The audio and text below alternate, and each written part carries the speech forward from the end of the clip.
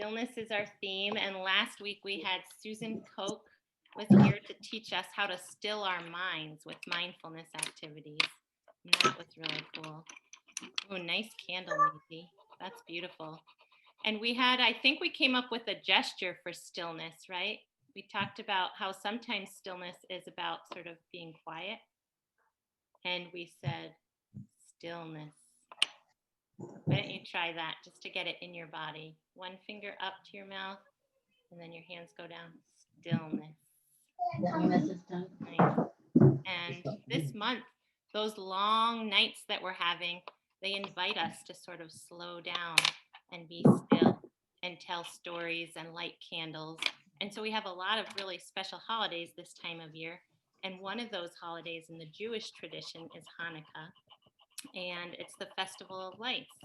And Sarah Rosenthal is a member of our church, and she has grown up celebrating Hanukkah in her Jewish tradition. And I was so excited when Sarah said she would come and be our special guest today.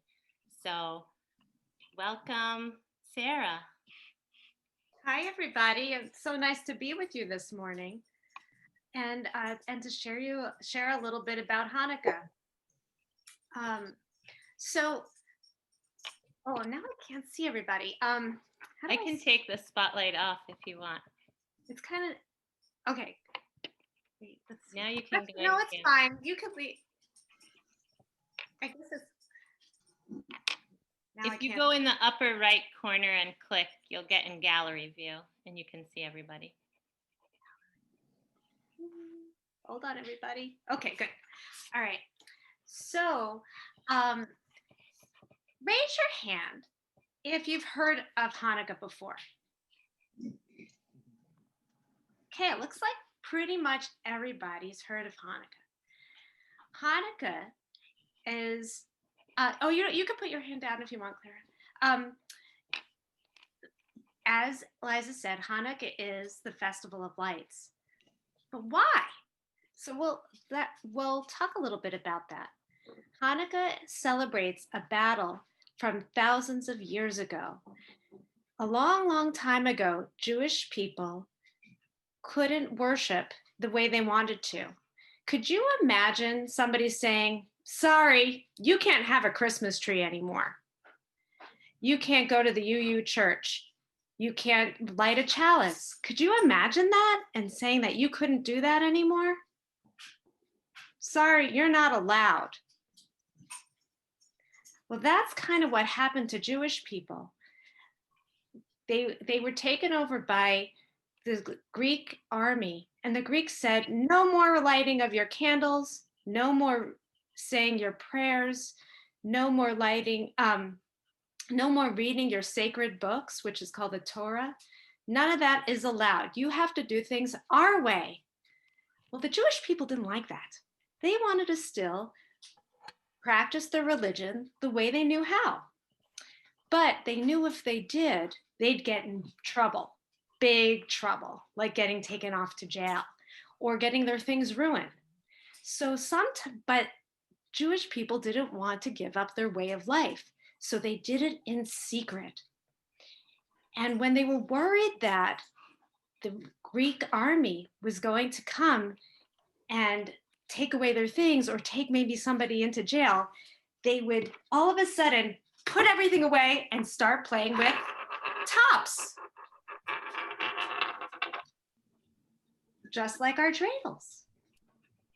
So they used it as a decoy. They call it a decoy. We're gonna distract the Greeks and make them think we're just playing a simple game of, they didn't call it a dreidel back then, a top. And then they would say, oh, those kids, they're just playing. And they would go along their merry way. But over time, the Jewish people said, we're not taking this anymore. And so they secretly trained and got stronger and got ready to battle the Greeks so that they could worship the way they wanted to. Now, battles aren't always easy. People get hurt, things get destroyed, and the Greeks had, in the process, destroyed their holy temple. But the Jewish people, despite being much smaller group than the Greeks, actually won the battle, and the Greeks had left, and the Jewish people were allowed to worship the way they wanted to again. So they went to their temple and they cleaned it, and they, took the chairs, and they put them back upright, and they looked for their menorah that would always be lit in their temple. And so they had one like this, like our. Sorry about that. My other dreidel broke. They had a candle holder that they call a menorah, and it would always stay lit in the temple. That was part of what they wanted. So they went, and somebody, probably a kid just like you, went and polished the menorah. And then they were looking for their oil to light it. But the Greeks had taken away most of their oil. But somewhere in the back of the temple, they found one container of oil that probably would have lasted only one night. But instead, this is why it's called the miracle, guys. It lasted 8 nights, and it gave the Jewish people enough time to go get more oil so that they could keep their menorah lit. So that's why we celebrate, people from the Jewish tradition, with the menorah that has 8 candle holders. But you might notice, if anybody can do math, can you say this with me? How many are actually on here? 9. 1, 2, 3, 4, 5, 6, 7, 8, 9. Wait a second. I thought there was supposed to be 8 nights of Hanukkah. Something's a little strange here. But what it is this one's called the Shamas candle. And it, on my menorah, you can't tell, but it stands a little bit taller than the others. And this one, the Shamas, is the candle we use. We light this one every night, and then we use this one to light the others as we say our blessing. And we have a blessing that we say every night of Hanukkah. So the first night we light 1 candle with the Shamas, and then the second night we light 2. And then the third light, how many do we light on the third night? 3. 3. And then the fourth night, and so on and so on. And tonight is, I believe, the 4th night. I think I did 3 last night. Sometimes thank you, Liz. Sometimes I lose track and I have to go check my calendar. So Jewish people, and you're going to hear my story, to celebrate Hanukkah, they light candles. And to remember the oil that they use in the temple, they like to make nice, greasy food, the kind that tastes really yummy, but you can't eat all the time. So they fry their food to remember, to signify the oil that was used in the temple. So I'm going to have something tonight that's fried in oil. Does anybody have an idea what it might be? Marissa, you want to say? Latke. It is latkes. A latke is a fried potato pancake. And we grate the potatoes. Well, actually, you'll see in the story. So, and sometimes people eat jelly donuts because they're fried. But I usually don't just eat the latkes. And I have a husband who makes the best latkes in Montpelier. So I'm kind of spoiled at Hanukkah time. So anyway, is everybody up for hearing a story? Yeah, I just wanted to mention that there is a latke recipe in your care packages. So you all could try making latkes at home, just like Sarah's family is doing. And if it's your first time, they might not come out as good as Sarah's husband, but they'll probably come out pretty tasty. They're pretty good, and you'll see in the story they'll talk about how you eat them. So this is a story from a long time ago, and it's called The Tree of the Dancing Goats. You know this. And it's a little shiny. I'm trying to see how I can spotlight you now for the story time, Sarah. Okay, I just perfect. wanted to say Yeah. welcome to Avram and Lucia and Harriet and Beatrice and JC. Thanks for joining us. Oh, and you have a happy Hanukkah picture card. Oh, that's cool. great. Happy holidays. And Avram and Lucia, some people are coloring while they listen to the story. There's a paper menorah in your care packages. So if you haven't colored it yet and you want to, and Winnie, you already did yours. Do you want to hold that up to the camera so we can see what you did? Wow, that looks awesome. Nice job. Lots of cool colors. Okay, so everybody, this is a bit of a long story, The Tree of the Dancing Goat, so it's good that you're coloring.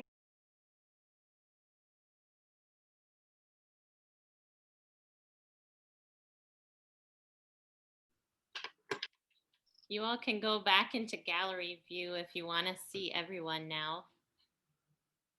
It was great to see those beautiful pictures up close while you read.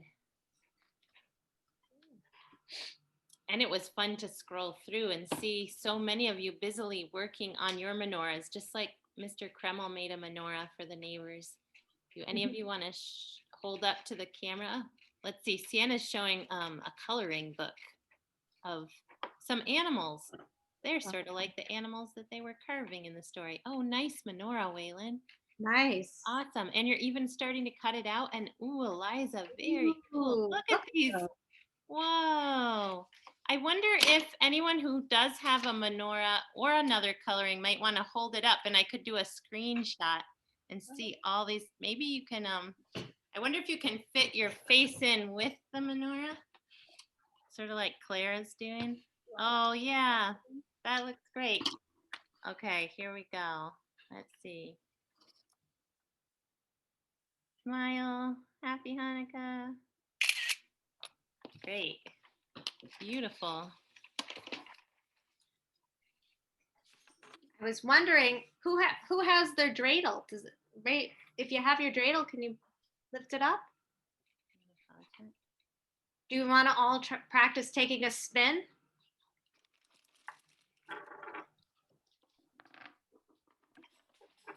We were doing some practice at the beginning. I did it again. Did awesome. Now you're going to notice that there's these different symbols on each side, and they're Hebrew letters, and they say a miracle happened there, which means the miracle of the lights of Hanukkah. And but they also make each of the symbols mean something, and I think in the handouts it's right. It explains how to play the game. There's Nun and Gimel and Hay and Shin. Shin. Do you want to say? Does somebody want to say what Nun means? If you spun the dreidel. Well, wait. We should start with when you play dreidel. You need a bunch of like pennies, or you can play with. I usually used to play with M&Ms or Skittles. Yeah, we played with chocolate chips the other night. Yeah, or just something that you have a lot of. It could be beans even, but that's a little boring. But we would usually use our penny jar. And you usually play where everyone who plays, you put one of whatever it is in the pot or in the middle. So if you have something like that nearby, maybe we could pretend we're all playing together. And then somebody would spin. Clara, could you, since you practice spinning, can you spin and let's see which one yours lands on? Can you hold it up? It looks like it is none, which means you wouldn't get anything. You don't lose anything and you don't get anything. Does anybody else want to take a turn? Someone else spin. Okay, Waylon, and then Winnie, and then Liam. Okay, Waylon. Show us what you got. Hold it a little closer. Oh, the same thing. You got Nun too, which means if you were playing for real, you just wouldn't do anything. And then everyone puts another one in, right? Okay, so this one is Shin. You would have to put one in the pot, so you would actually lose one. And put an extra in the pot. Winnie, did you want to spin and show us what you get? Oh, the same as Harriet, Shin. Eliza, I rolled again and I got this one. Oh, you got hay. I think, is that half? You take half the pot. So that's a pretty good one. Yeah, that's what I got too. Yeah, What does this one mean? that one's shin. That's, you have to put one back into the pot. Liam, did you spin yours? Want to show us? Oh, you got hay. Yeah. You get half of the coins or chocolate chips or whatever you're playing with. Nobody got Gimel yet, which is you get the Yeah. whole, which is That- kind of fun. Is that this one? Maybe. Yeah. That's, let's see. That's this one. I got this one. Oh, like this. Yes. Thank you. Oh wait, no, because Nun and Gimel look the same. They look pretty much the same. That's Nun, but Gimel Okay, has that's a Nun. little tail. I got that. Has a little tail like Yeah, that. that's the one. Yeah, And what does that mean, Sarah? that's Gimel. That means you would take the whole pot, all of the candy, Wow, all the wow. ingredients. Yeah. And Liam and Joan have to sign off. Thanks for joining us, Bye. Joan. And Elena wrote that she can play a version of the dreidel song on the cello. That is so Ooh. cool. Nice, Elena. If anyone hasn't done a spin yet and wants to show us what they get, go ahead. Yeah, Elena.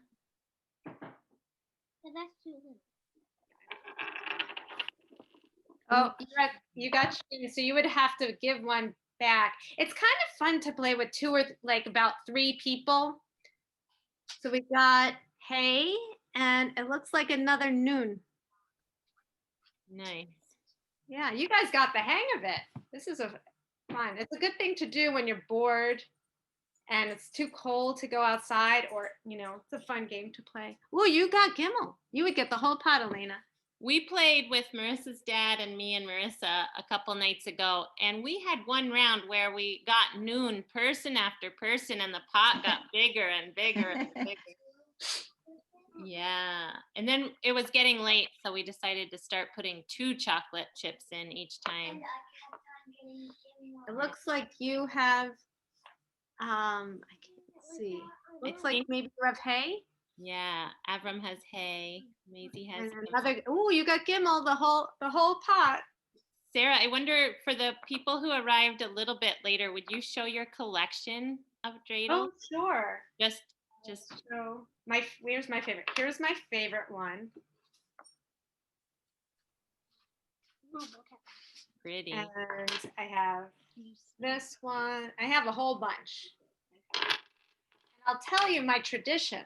Where I grew up in Brooklyn, I can't find where the top one, we would get these plastic ones and they would be filled with chocolate coins. Oh. And I just thought that was super fun. I get one every year. So when my kids were little, I decided to go find them. It was hard to find these in Vermont, but I had to order it. And I ordered them. And every year what I do, which is just our house tradition, we put a couple of coins. Each one of my kids has their own dreidel. And we put a couple of coins in and a couple of a little bit of real money too, maybe a quarter or $1. And then I hide it. And they have to go find it. And so each kid has their own that they go and find. And then each time they get to have, every night of Hanukkah, they get a little bit of chocolate and some money. And that's our tradition that we do for Hanukkah. So it's kind of fun. Yeah. You guys like playing hide and go seek? It's sort of fun to play hide and go seek sometimes. Yeah. Does anyone have any questions for Sarah? It's been awesome having you here.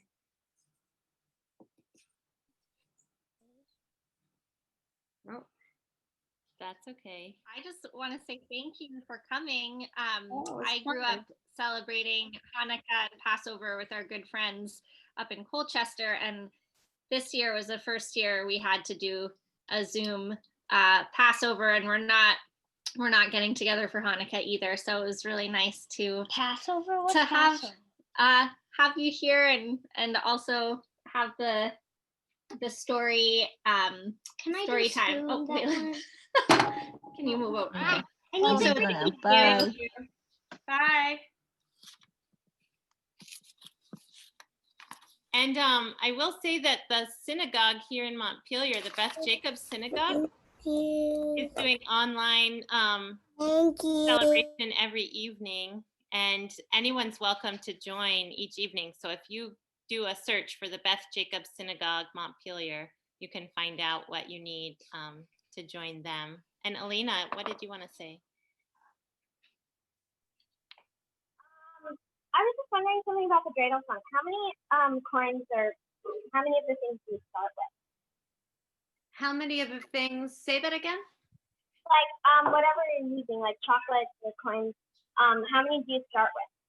Well, it depends on how long you want to play, but I usually start with between about 15 or 20, so that you have a nice amount. And then every time a person has their the turn, before the turn, you put one of what, let's say we're using little coins like that, you would put one at the beginning of every turn. So that helps get the pot bigger.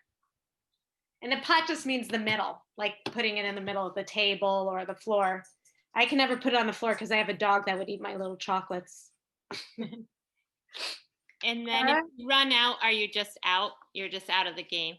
And then you're just out of the game, unless you feel like playing the nice game and you just give people a couple more. Yeah, that sounds good. And Clara, what was your question?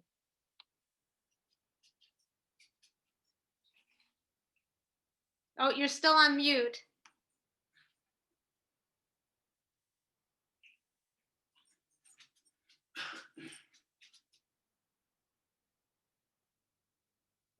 After this car.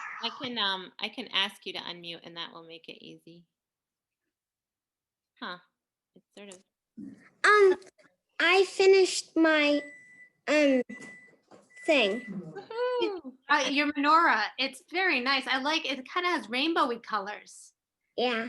I Oh, like how your colors kind of blended together. Elena, could you hold up yours again too? Yeah, you did. Oh, that's really cool, that design. I love that you added the candles already. And it started Thursday night. So Thursday night, the shamas and the first one. And Thursday, Friday, Saturday, Friday, Sunday. Sunday. Yes. Yeah, so tonight would be you're right, the fourth night, and then we'll do the rest. Great. Well, thank you so much. And I just want to mention that next Sunday we're doing a solstice service for the Unitarian Church, and we're going to work really hard to make the actual service a multi-generational service, so that it's got really interesting things for kids. We're going to have a whole movement thing called a mudra, which is like a body prayer, but even bigger. And we're going to invite people to make ice lanterns, which there's some directions for how to do it in the care package packets. And hopefully today and tomorrow, Marissa and I can make a video to show you how to make the ice lanterns. They're so pretty. And if you make an ice lantern and you send me a picture of it sometime this week, I could put it into our worship service next Sunday. And Sienna, what did you want to say? Oh, you wanted to hold up your menorah. Awesome. Can you bring it a little bit closer to the camera? Beautiful. Nice cutting. And I like that green stem. And Marissa finished hers. She went with like a rainbow theme too. Cool. That seems like a very UU menorah, right? To have like the colors of the pride flag. Well, thanks everyone for being here. You've done an awesome job. Let's do, you can all unmute and we'll say a big thank you, and then we'll do our closing words. So thank you, Sarah. Thank you. Thank you. Thank you. And now our closing words. We blow out our candle and we say, be good to yourself, be excellent to others, and do everything with love. That's like the families in the book that we read. They were doing everything about their holidays with a lot of love. So, Chair. Thank you, everyone. Thank you. Sarah, thank you, And everybody. we are going to have a children's chapel next Sunday. I thought what might be fun, since solstice is sort of about cozying up and sharing stories, what do you think about we make it a special fort? Like you could either have a fort already built and you do the children's chapel inside your fort, or we take some time at the beginning to make a fort out of blankets and sheets. Don't you think that could be fun? And we can share our fort building strategies. Okay, well, let's do that. I think we can have a lot of fun. Bye, everyone. Thank you so much. Bye, Liza.